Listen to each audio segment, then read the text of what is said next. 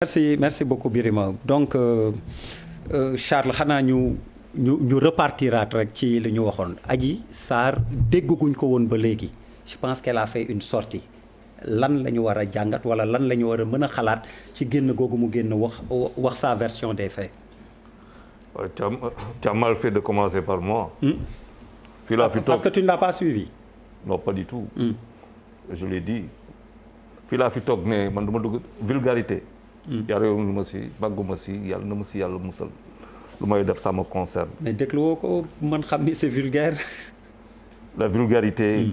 boo xamante ne moo indi lu ñuy dund nii parce que nit ñi j'ai jamais vu Birima j'ai beaucoup de respect pour toi ànduñu si lu bëri. mais il est hors de question ñuy ñëw di la fekk sa kër au nom d'un principe. pour mun a def lu ñu def. c'est ça les vérités qu'il faut dire. Il y a des choses yoo xamante ne c'est à la justice de les trancher. Moi je suis pas un spectateur qu'on appelle dans une argonade de sexe ou de je ne sais quoi encore pour ma toog fii di fi wax. Je suis désolé du ma perte suma temps si loolu. du ma si perte suma temps. du ma si perte suma temps. Si les Sénégalais ça les intéresse de parler de cette affaire d'ailleurs man je l'ai dit ce matin il va falloir qu'on aille chercher benn psychanalyste wala benn psychologue c'est la même chose pour mu ñëw xool suñu mind un peu qu'est-ce qui va pas chez nous pour que ñu toog di wax loo xamante ne ay waxu xës kasaw ñàkk fayda yóbbu ñu ci terrain boo xamante ne alors que mun nañ ko fa waxee fu ñu koy waxee tranché ko fu ñu koy tranché bu fekkante ne loolu dans un pays civilisé on ne perd pas de temps avec des choses comme ça mais il est vrai que tey maxalla nous sommes comme le dit dans un grand ami à moi Libaska maa ngi lay nuyu bu baax a baax nous sommes dans la moyennisation on fait les choses de manière très moyenne nous sommes dans la médiocrité boo xamante ni qui s'exprime le mieux et le Sénégal retient son souffle la fois dernière pour toog wax ci loo xamante ne ça s'est passé dans une chambre. Et le Sénégal retient son souffle. Ça veut dire qu'il faut un psychologue pour tous les Sénégalais. La vérité, c'est ça. Cette affaire-là, wax nañ si indi na lu mu fi indi si biir Sénégal bi nit ñi teg si seen bopp Birima nit ñi dem këram def lu ñu fa mu c'est-à-dire il est impensable ce qui s'est passé. On l'a fait.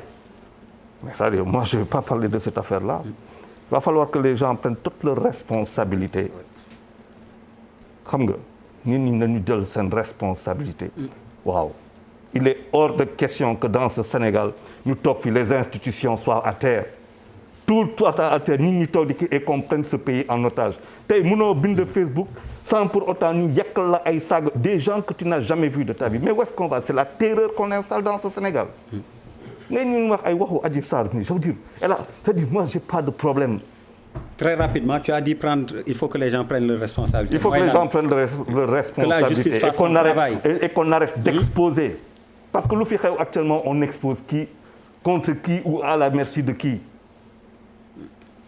mais on sait ce que les gens se rendent compte depuis quelque temps dans quelle situation de terreur nous sommes en train de vivre ñu may wax Adji Sarr qui va parler pendant 2 heures ou 1 heure je ne sais pas moi dama toog gis ñëpp taxaw téye sa téléphone di seetaan mais c'est devant la justice cette affaire-là que la justice fasse son travail en point final c'est tout et beneen affaire contrairement à tout ce qui se dit on peut ne pas avoir confiance à sa justice kooku d'accord naa ko mais lu ma fi dëgg moom ma xaw a jaaxal on a cautionné le non-respect envers nos institutions ici sur ce plateau et ailleurs et loolu ça ne peut pas marcher dans un pays dëkk mun nga bañ a am confiance mais munoo bañ a respecter parce que bu ngay wax affaire u keroog tubaab bi fële ministre ga pourquoi ñu woo ko c'est parce qu'il respecte les institutions. Mais on peut maintenant dire moi je n'ai pas confiance au président j'ai pas confiance à l'appareil judiciaire j'ai pas confiance à l'Assemblée mën naa wax loolu mais je me dois de respecter parce que si le respect disparaît mais qu'est-ce qu'il reste dans une nation après on vient me parler d'Adji Sarr qui a parlé pendant 1 heure de temps sur des choses yoo xamante ne kenn xamul est-ce que c'est vrai ou c'est pas vrai je vais pas perdre mon temps avec ça. Malal bismillah à la première prise de parole de Adji Sarr. Grand Badiane laa bëggoon nuyu. parce que man ak moom ñoo bokk koñ. seen gàlle amoon ñaari footballeur yu aay non dëgg la grand wala ñaari bajaan yu mënoon football doon jouer AS Djubo yaa ngi dëkk wetu terrain Djubo n'est-ce pas mais si oui d'accord. tu es en train de légitimer sa mun football parce que da nga bëgg mu ne oui comme ça ñu nekk latéral bu baax non politique grand bi seen gàlle ñaari grand yu mënoon football kenn ki yàlla na ko yàlla xare àjjana kenn ki mu ngi Espagne oui Malal bismillah. mais yow waroon nga xam Sidi Kër normalement. ak Laye Santé ah. ñoom ñëpp xam naa leen bu baax. jaajëf. grand bi nuyu nga ko fay na la Malal allez ala. non loolu la Charles, je suis d'accord quand tu parles de respect. Mais le respect, il est réciproque. Oui, il est réciproque. Respect des institutions, ouais. Oui, mais il est réciproque. Et il faut aussi que ceux qui incarnent les institutions respectent les Sénégalais. Parce qu'on a mis des institutions pour les Sénégalais. Donc on ne va pas remettre de l'huile sur le feu. Li dal Birima kenn yéenewu ko ko. Man personnellement yéenewuma ko. Même si je n'ai pas eu le temps de l'appeler. Et j'en ai discuté. Mais tu m'as appelé. Oui, je t'ai appelé pour effectivement t'enquérir de ces s'enquérir de ces nouvelles. Kenn yéenewu ko parce que Birima bu rombee ay plateau yi nii man ak moom on se parle dañuy déggante ci yeneen i affaire di waxtaan ci leneen ak leneen loolu du ma bàyyi ma fen à mon pire ennemi personnellement du ma ñaanal kenn ñu taalal ko këram parce que kenn warul taal kër kenn loolu luñ d'accord la quoi mais pour peut-être il ne faut pas aussi négliger dire que effectivement oui man du ma déglu Adji Sarr Charles, moi je trouve que tu es très contradictoire. Tu as discuté ici de Adji Sarr. On peut remettre les images. J'ai dit que c'était d'une vulgarité dans laquelle je ne défendrai pas. waxtaan nga fi si waxu Adji Sarr fii mënuñu. Non, je l'ai dit, on peut ressortir les images. VAR baa ngi fii xam nga tey dafa am VAR. Oui, mais waxtaan nañ fi ci. man daal waxtaanuma si lu bëri. Oui, mais ñun ñëpp waxtaan nañ si. waaw mais donc. Et puis aussi sujet bu intéressé Sénégalais yëpp la xëy na. kenn si ñun xalaatul woon ni sujet bi dina yóbbu fii réew mi moo tax ñu war a def un peu attention loolu tout le monde est interpellé moi en regardant Adji Sarr j'ai vu une fille fatiguée une jeune fille fatiguée très fatiguée qui n'a même pas envie de parler et qui parle mais li ma jaaxal ci affaire bi mooy on a dit quelque part juste bi ñuy bàyyi Sonko mu ñibbi këram on lui a dit que amul droit waxaat ci affaire bi et apparemment Adji Sarr également a été entendue comme ni ñu entendre Sonko et effectivement elle est en train de parler est-ce que ces deux personnes ci kanamu yoon est-ce que yemale nañ leen c'est la question que juste pourquoi elle parle et pourquoi Sonko n'a plus le droit de parler après avoir été entendu. Après avoir été entendu, c'est la question que je pose. Mais j'ai vu une jeune fille très fatiguée et qui me donne l'impression d'en avoir marre, qui n'a plus envie de se prononcer, qui est fatiguée quoi en tout cas. Qu'en fait, dafa mel ni sax en réalité dañ ko naan waxal te bëggul wax. Donc pour man, s'il y a des gens derrière cette affaire, il faut arrêter cette affaire tout de suite. looloo ci sama xalaat. waa Der xam nga man li ma ciy wax lu leer la Adji Sarr sénégalaise la tey laa mus a gis nit ku taxaw di wax xalaatam nga naan ni mu waxee wóorul waxee nii loolu amul importance intérêt sénégalais yi la Sonko di def ak la muy wax intérêt sénégalais yi la Adji Sarr def ba intérêt sénégalais yi lépp intérêt sénégalais yi aujourd'hui mooy un problème am na benn problème am na ci réew mi malheureusement ça concerne deux personnes mais malheureusement pour le Sénégal les Sénégalais fay nañ ci mooy tey ay nit ñàkk nañ ci seen place su liggéeyukaay ay nit dee nañu ci ay nit toroxal nañ leen ci lu ne am na ci et heureusement Dieu merci man je pense que musuma gis seetaankat bu gën a bëgg a sonn kii football ñoom ñaari gor la ñu am problème man fekkewu ma te man li ma naqar li ma war a wax dëgg laay waxaat tey et je le répète 1000 fois alla yéwén man Birima Ndiaye xaw ma lu fa xew gëmuma Adji Sarr gëmuma Sonko li ma gëm mooy Sonko nee na dafa yàkkamti procès bi am je dois respecter le monsieur moom problème man awma problème nee dafa yàkkamti procès bi am la dame la plaignante nee dafa yàkkamti procès bi am mais sëñ bi li may ñaan bu boobaa yéen journalistes yi xam ne yéen fi nekkal yan la procès bi am ngeen wax ngeen tekk nit ñi xam la fa xew lan la bu jugement bi jaaree tous les Sénégalais sóoroo ko jugement bi jaar na bu jaarul yoon ña ko def ñoo tooñ réew mi am c'est leur responsabilité je pense que aujourd'hui ñoom ñaar ñëpp ñoo wax waxuma de man ñoom ñaar laa dégg ku nekk ne da nga yàkkamti procès bi am te fi yëf yi toll nii tey je pense que procès bi am mooy la moindre pour nit ñi am jàmm man je pense que débat bi moo war a jeex li ñu war a wax du loolu du problème moo war a jeex débat bi la ñu war a jeexal ñu bàyyi leen ñoom ñaar bu ñu wanee waxtaan ñoom ñaar ak seeni nit wala ay mbokk en dehors de plateau yi nangam ba juboo ñoom ñaar kii retiré wala ñu ànd ñoom ñaar la intéressé man amu ci problème bu ñu mënul juboo ala kulli àll yoon attel rek moo fi sës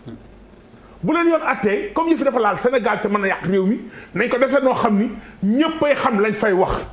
la seule chose Charles qui me dérange dans cette affaire on est en train de servir à nos enfants man beneen rek laa lay jox quand Adji Sarr parle dama toog ci salle bi maak sama goro ak sama doomi ndaw mais nga bi wax ji commencé sama goro dafa rus ba dafa jóg dem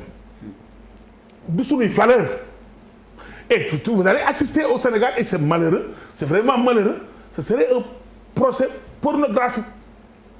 est-ce que tey en 2021 foofu la Sénégal waroon a toll est-ce que tey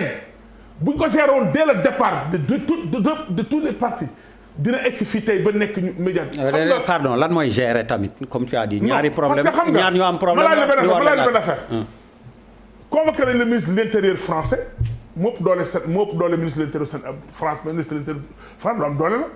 pendant 9 heures de temps ci bureau juge benn avocat la àndal mais toole bi coow bi am coow boobu amu ko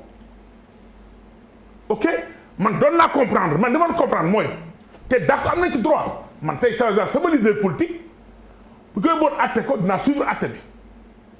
su atte bi jaaree yoon ma xam ne jaar na yoon bu jaarul yoon ma kaas mais malheureusement dañoo atteegul coow dafa jiitu fee yi egsi na foo xam ne jiitu la ko nañu bàyyi dalal xel yi ñu delloo si xel yi ñu bàyyi ñaar ñi nga xam ne ñoo am problème ak seen problème parce que aussi nag il faut ñu xam ni xam nga man mere naa trop passé na sax trop Ousmane Sonko man dama ko mere mais en retour aussi góor la comme man borom kër la comme man yërëm naa ko c'est extrêmement dur di dal ci kawam. billaahi wallaahi tallaahi yéene ma ko. jërëjëf dégg nañ donc li may mën a wax mooy nañu bàyyi dossier bi ñoom ñaar ñu waxtaan maintenant Malal man je suis pas d'accord vous dites aux Sénégalais tey que Adji Sarr waxul yow ñaata plateau télévision nga taal ci réew mi yéen ñi ànd ak Sonko ngeen di réclamer Adji Sarr na wax il est dañ ko man nag ma mus a dégg ma ne ko na wax mais waxuma la mais say ñi nga àndal laa wax ñi nga bokkal groupe ils l'ont dit partout. kan par non du ma man passé naa ay tur waxuma lu ay du lu ay bay tur ay tur mais dama ni dégg nga ñu ni na Adji Sarr wax ils ont réclamé Adji Sarr Adji Sarr est où elle est kidnappée def na nangam mais Adji Sarr a parlé toog naa fii émission jàkkaarloo yéen a ngi rappelé loolu El Malick moo toogoon fii ma ne ko yéen a ngi réclamé pour Adji Sarr wax mais je te dis une chose le jour que Adji Sarr waxee dootoo waxati maa ko wax fii yéen a ko rappelé man waaye teg na micro bi li may wax gis nga yéen ñi doon wax na Adji Sarr Adji Sarr ak Bib Yafir en réalité ñi ànd ak Ousmane Sonko ñoo rendre service Ousmane Sonko loo faral nit da nga koy faral ak xel dafa am dossier yoo xam ne sama benn papa ma ni woon doom jigéen kii dafa du xuloog moom Adji Sarr n'a absolument rien à perdre dans ce dossier qui est Adji Sarr kenn xamul Adji Sarr lu wax ji garaaw dans 2 mois bu feex ñu fàtte ko mais Ousmane Sonko fii ba éternité fii ba muy dund heure bu génnee kilifa la ci réew mi donc yéen ñi ànd ak moom yéen ko dimbaliwul c'est ça la vérité sëñ bi nañu bàyyi ak yoon doxal yëf yi te yéen journalistes vous avez rendu avec le peuple sénégalais de dire exactement les Sénégalais lan moo fa xew lan lañ fa waxante ñëpp xam ko bu passé ku ne xam benn conclusion nga ci am. Pape Djibril bismillah gannaaw bi ñu la ziaraatee la sortie de Adji Sarr kàddoom yi mu yëkki loo ci jàngat. di tudd naa léegi Daaru Muxti mais sànq lañ may yónnee benn information di ma wax ne ma Cheikh Ahmadoul Mokhtar Mbacké aussi qui était sénateur du temps du régime socialiste moom aussi dafa wàcc liggéey waaw Cheikh Ahmadoul Mokhtar Mbacké moo ngi dëkk fii Sicap fii ñu ngi koy jaale njabootam di leen masawu si bien de la République ci côté diine di ñaan suñu borom mu xare ko aljana yokk ko yërmande amiin di wax rek ne Charles wax na ko léegi je pense que malheureusement on a tellement d'urgence dans ce pays et que am na ci ñoo xamante ni dañoo denc seen njaboot ñoo ngi nekk di dëj fi mu ne am na si ñoo xam seen njaboot a ngi hôpital xamaguñ ci lan la ñuy nekk ñii dañuy génn am na ñoo xam dinañ génn te duñu génne ay cër et justement boobu ba tey dégguma commission d'enquête dégguma autopsie sax ci ñi nga xamante ni daanu nañ man xawma la dignité humaine fan la toll ci sunu réew très sincèrement je me pose énormément de questions par rapport ak sunu ëllëgu réew bi nga xamante ni moom la ñu bëgg a tabax dans cette affaire là ak soxna Adji Sarr du ma dugg sax nii ci forme bi nii ci fond bi waaye rek damaa gis bi mbir mi jógee ba am fu mu toll am ay institutions non constitutionnelles yoo xamante ni dañoo duggoon ci mbir mi ba sori ci keroog Serigne Mansour bu maam Abdou Aziz Sy Dabakh bi muy def conférence nekk porte-parole keroog fële ci grande mosquée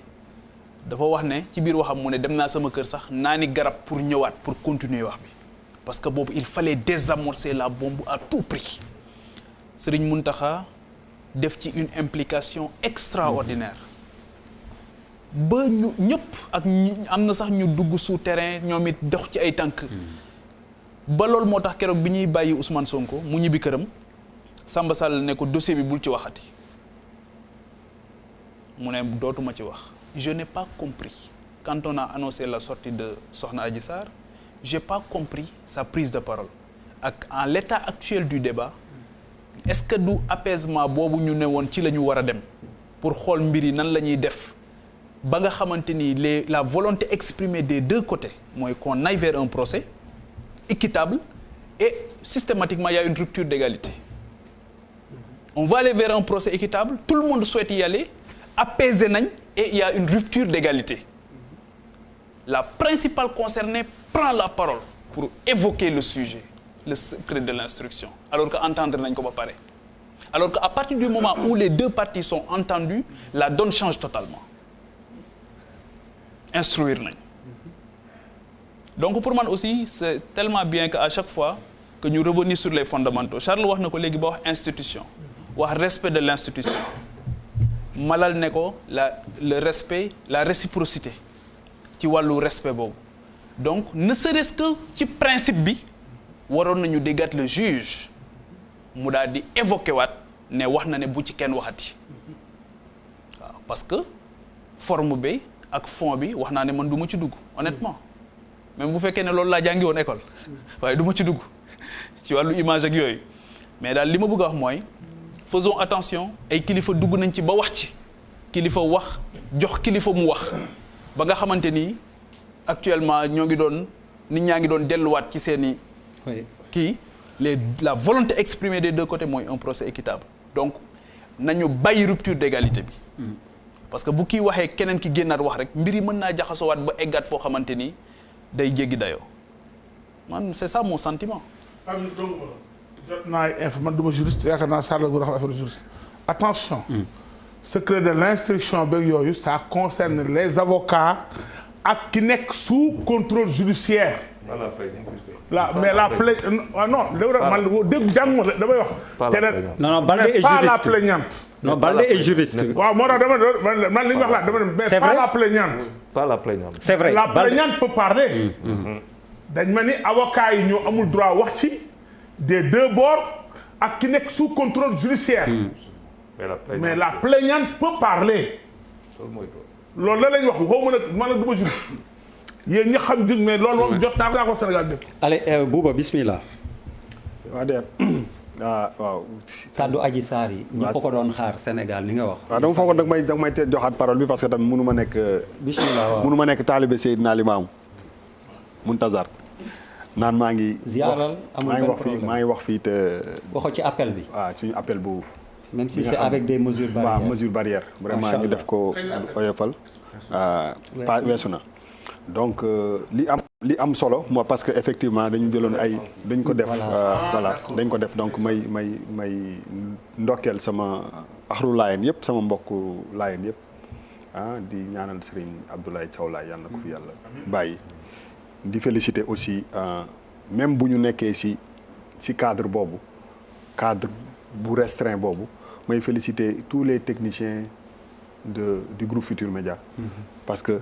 fu nit toll rek ci àddina bi woo na ma ne ma appel bi même bu ñu ko kiiwee di ngeen jël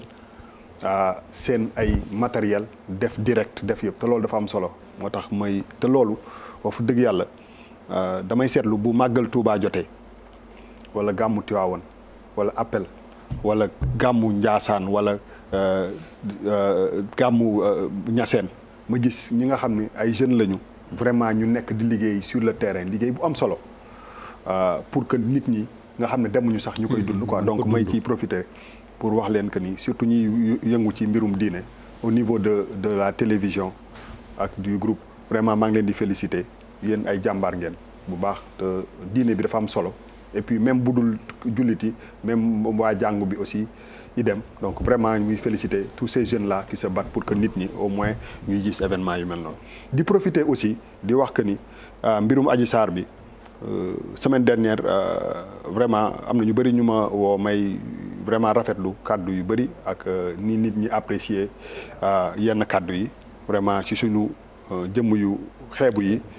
du ñëpp ñooy d'accord mais dama leen koy delloo aussi parce que yaakaar naa ni am naa ci feedback bu positif di ci profité di wax que ni aussi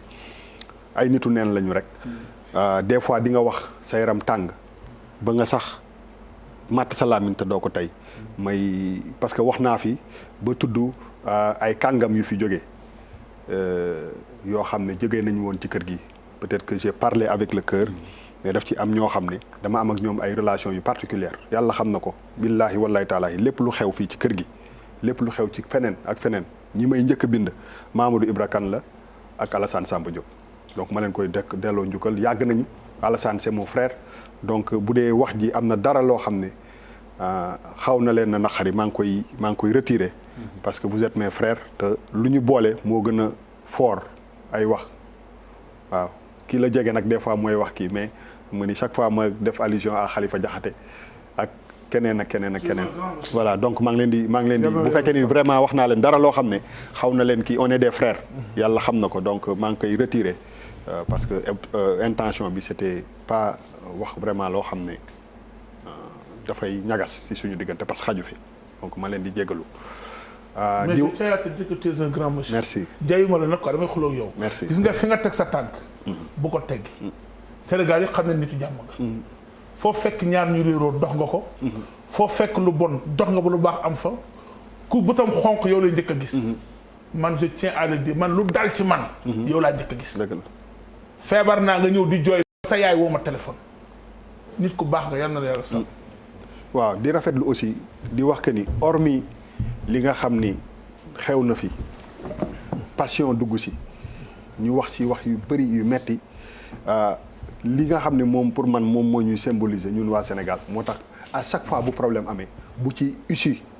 bu maanaam bu kii lu rafet génne dañ ko war a rafetal dañ ko war a fësal tey on a reçu Ousmane Sonko président Ousmane Sonko bu parti Pastef ñun ñëpp ay sénégalais lañ dënn yi mën na kii mais bu ñu toogee peut-être que yu bëri li ñu naan peut-être des fois sax réeroo amul ñàkk réeroo moo am mais képp kuy ñëw ci télé bi rek bunt bi ubbeeku na noonu amu fi buñ la ñu bañ a d'accord mais daal may remercier ñëpp quoi di wax que ni vraiment à la fin de la journée cette affaire là comme ni ko gars yi waxee man je persiste et je signe parce que fu 13 nit génnee àdduna fu ay nit ñàkkee seen bakkan dafa war a leer et je persiste ma ne bu mbir mi leerul man je suis même prêt à porter plainte man sama bopp parce que moo tax ci lu mel nii ku nekk di ciy génne sa kàddu war nga xool bu baax parce que wax dafay des gis nga mbir mi boo ko génnee ci cadre bi mu nekkoon passion dugg si am na mbir yu bëri yoo xam ne peut-être musuñu ko woon xam Sénégal juddu na ci mbir mi donc may ñaan ñëpp ak retenu ñu bañ a engagé dara loo xam ne ça n'a rien à voir avec cette histoire là moi j'aime bien les gens qui se battent pour la démocratie oui parce que une partie de ce combat là amoon na partie combat boo xam ne pour les acquis démocratiques ci dëkk bi ñu dox ko il faut que ñu concéder loolu à des gens parce que quand je vois par exemple Y'en a marre du ma leen ne da ngeen ànd ak Ousmane Sonko non je considère que dans cette histoire-là vous avez vu benn problème boo xam ne dafa peut-être menacer suñu démocratie ngeen taxaw te loolu il faut ñu nangul ko ñëpp mais dans cette histoire-là ak responsabilité ñu bañ ci junj loo xam ne góom boo xam ne day naxaree faj moo tax ñuy ñaan yàlla rek parce que bëri na dem nga Côte d'Ivoire dem nga Rwanda dem nga dëkk yooyu yëpp mu commencé ci dara loo xam ne lu ñàkk solo la nit imaginer risques yi fi nit courir yëpp tey jii nii ñu demoon attaqué RFM wala ñu attaqué kii sànni fi xeer toj bopp nit benn journaliste faatu si wala benn nit faatu si tournure bi mën na changer moo tax yu mel nii su amee ñu am ay kilifa xam nga bu ñu demee ba ku mel ni sëñ Mountakha wax non waxuma sax loolu imagineel su waxee lan moo xew teggin gi ñu koy nettalee lan moo fi xew xam nga doy jéggi na dayoo donc benn moment moom laay wax nii dafa am lu fondamental loo xam ne ñun ñii ñëpp dañ ko war a convoquer mooy que quel que soit lu am ñu jël dara li nga xam ne moom moo fondamental te mooy socle bi ñu téye comme société ñu bañ ko réere mbir maintenant nag li Birima wax d'accord naa ko dafa am doo xam ne c'est fondamental loolu mooy richesse bi ce plateau là li bu doon ñun ñëpp bu ñu ñëwee ku ne wax li nga ci benn boor bi du am sens loolu ne buñ ko nañ ko nangul ñëpp mais ci biir même bu tàngee moo tax même bu affaire nekkee ci digg bi nañu ànd ak tuuti maandu parce que boo seetee ba seet discours yi boo seetee au début vers la fin dafa commencer di changer et moi j'aime bien être constant man dama bëgg bu may wax dara ci njëlbeen ba muy jeex ma garder sama constance bu ñu may rey sax parce que damay jàpp ni su may wax dara dama koy wax parce que loolu laa gëm donc je pense que dans cette histoire là nañu situer responsabilité yi il faut que ce truc là mu leer parce que yoon mi ngi ko mais nañ ko bàyyi ak yoon parce que même war ma parce que xam nga dañuy wax que ni ñun dañu fonk jigéen dañu bëgg a def ni même war ma man j'ai pas envie que sama yaay gis benn xale bu am 20 ans toog ci télé bi di wax ay wax yoo xam ne mënuma ko imaginer ça veut dire que pour quelle raison c'est-à-dire que bu ñu nee diw na waat ne musul séq ak man ak diw na waat ni musul ma violer c'est deux choses complètement différentes après tu te dis que lan la nit ñi di seet mais lan moo ko fi jar ba nga xam ne ñuy am kerse ñun ñii ñëpp ay xam nga da ngay toog di seetaan ak say doom télé sax dara benn affaire dem sax ñoom ñu def nii parce que loolu lañ ñu yaree mais loolu base yooyu ak fondement yooyu buñ ko perte lan lañ mooy dese donc quelque part pour man lépp lu problème mënti am dafa am loo xam ne muy li ñu moom dañu ko war a njëkk a jiital teg ko ba pare ne kenn du ko laal garder ko maintenant nag autour de ça ku nekk war nga am sa position mais dans cette histoire là il faut mu leer parce que mi ngi si yoon loxo yoon Ousmane Sonko d'accord na dem Adji Sarr d'accord na dem mais ñu bàyyi ko foofu mu continuer pour war ma réew mi pour war ma suñu mag ñi ak suñu war ma ñun parce que imaginez ça fait 4 semaines ou 5 semaines à chaque fois nga fekkee woo fekkaanoo nga solu sa yére ba mu set ñëw di wax ji finalement t'as envie de passer à autre chose t'as envie de parler d'autre chose aussi Charles dafa wax benn affaire bu am solo benn moment aussi même ñun man ça me fait de la peine maintenant may ñëw chaque semaine ma ñëw di wax ci loo xam ne wax fa dëgg yàlla à la limite day dem ba tuutil la ci ay termes ay wax yu kii dañ leen xaw a quand même récupérer li nga xam ne ñun ñoo ko moom mais li si des comme yoon dugg na si nu mu munti demee que yoon day dox yoon wala dox yoon mi ngi ci loxo yoon nañ leen jox responsabilité boobu mais quand même ñu commencer un peu revenir si li nga xam ne moom mooy fondement yi parce que bu ñu defee nii en tant que peuple tey jii nii bu ñu beneen dëkk attaqué woon ñaanu ma ko yàlla ñun ñii ñëpp ay sénégalais la ñuy doon te loolu je pense que dafa am solo benn passeport bi la ñu yor benn carte d'identité bi la ñu yor tey jii nii bu Sadio Mané dugalee bi Liverpool mais dañ koy bég parce que sénégalais bi moo nekk te loolu il faut ñu koy convoquer te loolu moom mooy dëggal quoi donc pour ne pas monopoliser la parole vraiment je pense que man foofu laay waxee maintenant war ma bi nañ ko def comme affaire bi mi ngi suivre son cours ñi ngi xaar que mu dem jusqu'au bout pour ñu xam situer responsabilité yi ñi nga xam ne ñoom ñoo nekk ci biir mbir mi parce que wax naa ko encore pour tëj xale bu am 20 ans Adji Sarr mii ma gis mënul jaaxal gars yi ci dëgg feeñ xaw ma nu tribunal di demee waaye bu dee taxaw rek jàkkaarloog 10 avocats ñu lay laaj non am avocat yi taxaw kii di wax kii plaider je ne vois pas si ak ni ñu xarañee fii ci réew mi benn xale bu am 20 ans xaw ma fu mu mën a jaar gars yi ba nax leen donc en fait en réalité it's so easy affaire bi dafa yomba régler buñ ko compliquer on n'a pas affaire à benn professeur de mathématiques de science quand tu entends la fille parler man mii su ma doon juge mun naa wax ak moom dinaa ci génne dara parce que am na fu muy toll boo amee 10 avocats yu taxaw ni 10 yu taxaw ni mais let's fight man dëgg la loo combat bi. yow léegi juge nga. non mais xam nga fi may waxee quoi donc quelque part pour man lu simple la ñu jël compliqué ko quoi. et buñ ko jéemee compliqué day mel ni dara dafa nekk ci ginnaaw. waaw merci. voilà donc dañ leen delloo ci suñu worma bi. wax nga vraiment ci suñu réew mi ba leen di gërëm leen sur les deux personnes bizarrement boo déggee seen wax. merci vraiment ñoom deux personnes dañoo respectante ah. ils se respectent Adji Sarr tu as vu dégg nga mu ni bi ma demee ci juge bi bëgguma sax lu ko naqari. bëgguma sax ñu jàpp ko damaa bëggoon rek. waaw mais non Sonko si buy wax Birima Birima je suis les deux se respectent. non Birima ñun supporters yi ñoo vulgaire. Birima Ndiaye ñu supporters yi les deux ils se respectent. Birima Ndiaye Birima Ndiaye je suis désolé je ne suis absolument pas d'accord avec toi bis bi nit jógee ne nit yaa ma violé fa la respect jeexee waay. waaw loolu dëgg la tukki na bu yàgg. allez Papis Diaw. non je suis d'accord je termine. Papis. je suis d'accord nga baal. non wax nga ma dëgg. waaw. en fait ñaari kii la benn bi déjà damay inscrire ci sénégalais yi nga xamante ni ñu ngi xaar véritablement dans les meilleurs délais possibles ñu xam ne li andi fitna bi Sénégal lan moo ko waral ak njaxtal bi la finalité c'est quoi qu'est-ce qui s'est réellement passé ñu am l'information dama bokk Sénégalais yu koy xaar quoi en tant que citoyen benn mooy c'est par rapport ak contexte bi ak li nga xamante ne xëy na les gens n'en parlent pas beaucoup mais dafa am essence dafa am solo muy la justice dans cette histoire la justice sénégalaise dans cette histoire il y a quelques jours maa ngi wax avant ñu yegg fii avant les émeutes je disais que à quelque chose malheur est bon histoire Sonko bi ak Adji Sarr ça devrait nous permettre bu ñu si génnee ñu taxawaat xoolaat suñu justice comment elle fonctionne quels sont ses tares quelles sont ses forces comment parce que c'est une occasion parce que avant l'histoire daal di am le sujet était récurrent c'est dans la perception que les gens ont de leur justice et tout muy lu doy waar benn bi mooy les gens oublient que ces juges là c'est des Sénégalais ay Sénégalais ñoo nekk ay juges comme yow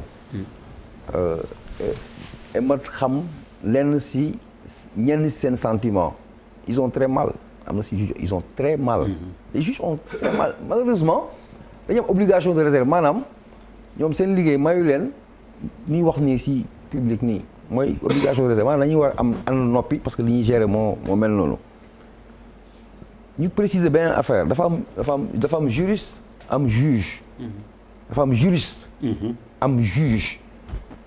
du coup jàng droit rek moom mooy juge non. Balde juriste la mais. du juriste juge la mais il n'est pas juge. et je suis content de dire devant un juriste. sous son contrôle su ma waxee njombe rek pes ma je te le permets. il y a juriste il y a juge. je rappelle pour que sénégalais yi ñuy nekk sama niveau ñi yorul amuñu benn njàng nekk ci suuf pour ñu comprendre ante le juge c'est d'abord par concours da ngay def concours jongante. ñu tànn la si ñi nga def concours yow mi am sa ay lijaasa sa droit nga ñëw ñu dañ lay former comme ni ñuy former journaliste comme ni ñuy former ingénieur dañ lay jàngal tàggat la ñaari atu yàlla yu ñu lay jàngal nooy atte ak droit bokkul lii droit la xam ko la lii atte bi la dafa am lu ñuy atte c'est un métier en fait liggéey la dafa am lu mu àndal lu muy laaj lu muy y a autant de problèmes moo tax ma ne il faut que les gens s'arrêtent un peu on va dans un monde de plus en plus turbulent tous les pays au monde je dépasse le Sénégal partout sur ce globe fépp fu justice amul taxawaay ce sera la catastrophe pour une simple raison benn rek moo tax parce que toutes les confessions sont divergentes ou différentes sa confession bii la kii confession bële la il y a que les notions de nation sur la base d'une justice qui réunit et qui impose à tout un chacun un comportement qui confère à l'individu également sa citoyenneté parce que ci la bokk mooy nga nangu leen affaire du ay gëm-gëm la da nga koy nangu toi tu es mouride tu as la confession mouride da nga gëm Sëriñ Tuubaa parce que c'est une conviction c'est ici or pour la loi c'est une obligation tu adhères à ça mooy projet société bi c'est extrêmement important man damay ñëwaat si li ma ñëwoon avant ñu def émeute bi et je dis que c'est l'occasion ou jamais pour la justice sénégalaise, pour les acteurs de la justice également. Tournant bi bu ñu ko perte c'est-à-dire si affaire Adji Sarr Sonko bi la ñuy jaar je ne parle pas de Sonko Adji Sarr mais parce que la vie continue. Le Sénégal va perdurer, nos enfants vont venir donc il faut dépasser un moment Adji Sarr et Sonko pour defar loo xamante d'ici 79 millions ans. suñu ay njaboot suñu réew dina teggi suñu 10 te lu 10 loolu du affaire lu leneen lul droit justice bu taxaw c'est ça la vérité et je demande aux juges d'être patients et de porter le combat. Alors